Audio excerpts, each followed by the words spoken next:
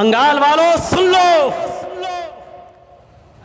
یہ چند مدرسے جو چل رہے ہیں آج ان کی برکت ہے کہ عورتیں کچھ بنگال کی سرزمین پر نقاب اور برقع اور پردے کے ساتھ دکھائی دیتی ہیں، ورنہ میں 20 سال پہلے جب آیا تھا تو برقع نام کی چیز دور دور تک نظر نہیں آتی تھی۔ 20 سال پہلے جب آتا تھا ایک ساتھ مرد اور عورتیں تالاب میں نہاتے تھے، غسل خانے ایسے بنے ہوئے نہیں تھے، مولانا جرجس کو بھی تالاب میں نہانا پڑتا تھا۔ وہ دن ہم نے بھی دیکھے بنگال کی سرزمین پر، اور کلیا چک کے علاقے میں کہ مولوی صاحب غسل خانہ باتھ روم نہیں بنا، چلے کہاں نہ ہم لوگ تو تالاب میں نہاتے ہیں، ہم لوگ بھی نہا رہے ہیں۔ ہمارے لیے اتنا ہوتا تھا کہ اس کونے پہ تم نہا لو، اس کونے پہ عورتیں نہا لو۔ یہ چند مدرسوں کی برکتیں ہیں آج جو تھوڑا بہت پردہ دکھائی دے رہا ہے، لیکن مزید ابھی پردے کی ضرورت ہے، مزید پردے کی ضرورت۔ حضرت فاطمہ جیسا پردہ کہ انتقال کے وقت اپنے شوہر سے کہہ رہی ہیں علی جب میرا انتقال ہو جائے تو مجھے دن کے اجالے میں نہیں، رات کی تاریکی میں اور رات کے اندھیرے میں دفن کرنے کے لیے لے جانا۔ پوچھا فاطمہ ایسا کیوں کہہ رہی ہو؟ کہا علی میں نہیں چاہتی ہوں کہ جب میرا جنازہ نکلے تو دن کے اجالے میں نکلے اور میرے کفن پر غیر مرد کی نظر پڑے، میں چاہتی ہوں کہ میرا جنازہ رات کے اندھیرے میں نکلے اور میرے مردہ جسم پر پڑے ہوئے کفن پر بھی کسی غیر مرد کی نظر نہ پڑے۔ یہ پردہ جو ہندو دھرم کے اندر ہے وہ اسلام کے اندر بھی ہے۔ میرے پیارے ساتھیوں، یہ سمانتائیں ہیں۔ اور جہاں تک مرنے کے بعد دوبارہ جنم، یہ تو ہندو دھرم میں بہت بعد میں آیا ہے۔ مرنے کے بعد انسان نے اچھے کرم کیے ہوں گے تو رشی منی بنے گا، انسان بنے گا، اور برے کرم کیے ہوں گے تو کتا، بلی، چوہا، بندر، چھچوندر یہی سب بنا دیا جائے گا۔ یہ بہت بعد میں آیا ہے، ورنہ رگ وید کا منتر تو یہ ہے مرتیو جنمم مرتیو پشچاتم دتیے جنمم بھوتی نے ترتیے نے چترت نے پنچ نے سشٹ نے سپت نے اشٹ نے نوم نے دشن کا۔ مرنے کے بعد تمہارا دوسرا ایک جنم ہوگا، مرنے کے بعد تمہیں دوبارہ اٹھایا جائے گا، تمہارا تیسرا جنم نہیں ہوگا، چوتھا نہیں ہوگا، پانچواں نہیں، چھٹا نہیں، ساتواں نہیں، آٹھواں نہیں، نواں نہیں، دسواں نہیں، یعنی مرنے کے بعد تمہارا ایک دوسرا ہی جنم ہوگا۔ منشیہ بن کر تم اٹھائے جاؤ گے، انسان ہی بن کر تم اٹھو گے۔ مرنے کے بعد کتا، بلی، چوہا، بندر نہیں بننا ہے۔ کہیں دیکھا ہے آپ نے؟ عقل کیا کہتی ہے؟ گیہوں کا دانہ زمین میں ڈالو تو کیا پیدا ہوگا؟ کبھی دیکھا گیہوں سے چاول پیدا ہوا ہو؟ گیہوں ڈالو گے گیہوں پیدا ہوگا۔ آم کی گٹھلی زمین میں ڈالو گے تو آم ہی لگے گا۔ تربوز ڈالو گے، واٹر لیمن، تو آپ کیا سمجھتے ہیں کیا پیدا ہوگا؟ تربوز کا بیج ڈالو گے تو تربوز ہی پیدا ہوگا، لیمو کا بیج ڈالو گے تو لیمو پیدا ہوگا۔ یہ عقل بھی کہتی ہے کہ مرنے کے بعد انسان کو جب تم زمین میں دفن کرو گے تو اس سے انسان ہی نکلے گا، نہ کہ کتا، بلی، چوہا، بندر۔ اس کو عقل بھی تسلیم نہیں کرتی ہے۔ میرے پیارے ساتھیوں، چاہو جلاؤ چاہو دفناؤ، مرنے کے بعد ایک دوسرا ہی جنم انسان ہوگا۔ اسی کو قرآن نے بھی کہا ہے اَيَحْسَبُ الْإِنسَانُ أَن يُتْرَكَ سُدًى أَلَمْ يَكُ نُطْفَةً مِّن مَّنِيٍّ يُمْنَىٰ ثُمَّ كَانَ عَلَقَةً فَخَلَقَ فَسَوَّىٰ فَجَعَلَ مِنْهُ الزَّوْجَيْنِ الذَّكَرَ وَالْأُنثَىٰ أَلَيْسَ ذَٰلِكَ بِقَادِرٍ عَلَىٰ أَن يُحْيِيَ الْمَوْتَىٰ۔ اے انسان، کیا تو یہ سمجھتا ہے کہ تجھے بغیر حساب و کتاب کے یوں ہی چھوڑ دیا جائے گا؟ نہیں نہیں۔ علم یکو، کیا تو شروع میں علم یکو من نطفت من منی یمنا، کیا تو شروع میں حقیر و ذلیل پانی کی ایک بوند نہ تھا؟ کیا تو حقیر پانی کا ایک قطرہ نہ تھا جو رحم مادر تک، عورت کے رحم تک پہنچایا گیا؟ اللہ رب العالمین نے اسی پانی کے قطرے کو بنا سوا کر درست کیا، اسی سے گوشت کا لوتھڑا بنایا، جمع ہوا خون بنایا، گوشت کا لوتھڑا بنایا، پھر اس سے ہڈی بنائی، پھر ہڈیوں میں گوشت پہنایا، اور پھر اس سے ایک جیتا جاگتا انسان بنا دیا۔ اسی پانی کے قطرے سے مضبوط کھوپڑی بنائی، اسی پانی کے قطرے سے اتنا نرم بھیجا بنایا کہ 2 انگلیوں کے بیچ میں رکھ دو، مسل دو۔ اسی پانی کے قطرے سے اللہ نے اتنا نرم و نازک ہارڈ دل بنایا کہ اگر اس کی دھڑکنیں بند ہو جائیں تو دنیا کا کوئی ڈاکٹر اس کی دھڑکنیں جاری نہیں کر سکتا ہے۔ اور اسی پانی کے قطرے سے اللہ نے تمہارے دماغ میں ہزاروں تاروں کا کنیکشن ڈال کر تمہیں 2 چمکتے ہوئے ٹیوب لائٹ دیے، آنکھیں دی، جس سے تم 9 کروڑ 30 लाख मील की ऊंचाई पर सूरज को देख लेते हो, जिस आंख की बीनाई से रोशनी से तुम 2,40,000 मील की ऊंचाई पर चांद को देख लेते हो, करोड़ों अरबों खरबों मील की ऊंचाई पर तुम सितारों को देख लेते हो, आसमान को देख लेते हो। अल्लाह ने उसी पानी के कतरे से ये सब कुछ बनाया।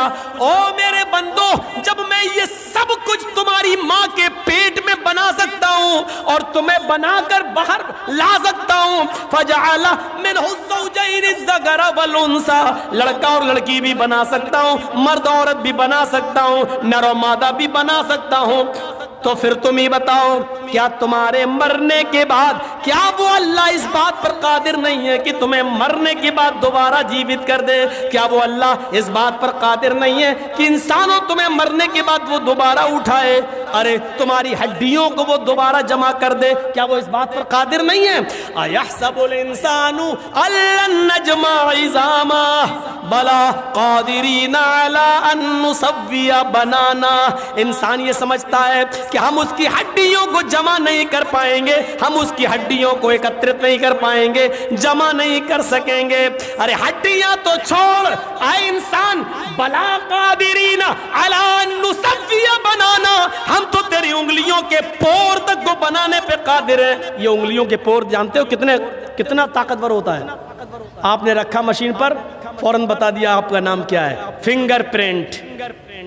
आज आधार कार्ड बनता है ना तो फिंगरप्रिंट लिए जाते हैं, पासपोर्ट बनता है फिंगरप्रिंट। आप मौलाना जीस के नाम से पासपोर्ट है आपका, आप जमील अहमद, अशफाक अहमद, मोहम्मद अजहरुद्दीन, इस नाम से आप नहीं भाग सकते हो। अगर आपने फर्जी पासपोर्ट बना लिया तो दुबई में पकड़े जाओगे, सऊदीया में पकड़े जाओगे, अमेरिका में पकड़े जाओगे। जैसे ही वहां फिंगरप्रिंट लिया गया, उंगली रखी फौरन, अरे इरशाद अहमद के नाम से, अच्छा जमील अहमद के नाम, नहीं ये तो मोहम्मद जर्जीस के नाम से, फौरन इंडिया गवर्नमेंट के हवाले कर दिया जाएगा।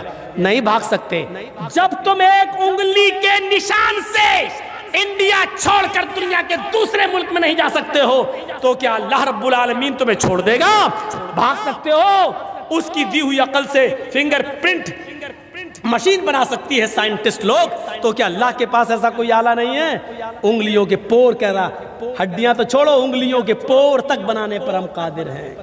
बल युरीदुल इंसानु लियफजुरा अमामा, इंसान तो ये चाहता है कि वो आगे भी बुराइयां करता रहे, गंदे काम, बुरे काम, गुनाहों के काम करता रहे। यसअलु अय्याना यौमुल क़यामा, वो पूछता फिरता कयामत कब आएगी। मजाक में कहता है, ए मौलाना साहब कयामत कब आएगी? शराबी जुआरी लोग मौलाना कयामत पे बोल रहे हैं, कयामत कब आएगी? मजाक में। यसअलु अय्याना यौमुल क़यामा, वो सवाल करता मजाक में कि कयामत कब आएगी। फ़इज़ा बरिक़ल बसरु व ख़सफ़ल क़मरु व जुमिया शम्सु वल क़मर, जब आंखें चुंधिया जाएंगी, खसफल कमर, चांद बेनूर हो जाएगा, व जुमिया शम्सु वल कमर, और चांद सूरज दोनों मिला दिए जाएंगे, जमा कर दिए जाएंगे।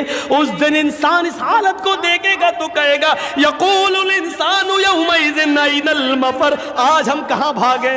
आज भागने की जगह कहाँ है? आज मैं कहाँ छिपूं? आज मैं अपना चेहरा कहाँ छिपाऊं? कल्ला ला वज़र, नहीं, भागने की कोई जगह नहीं है। आज तू भागना भी चाहेगा तो भाग नहीं पाएगा।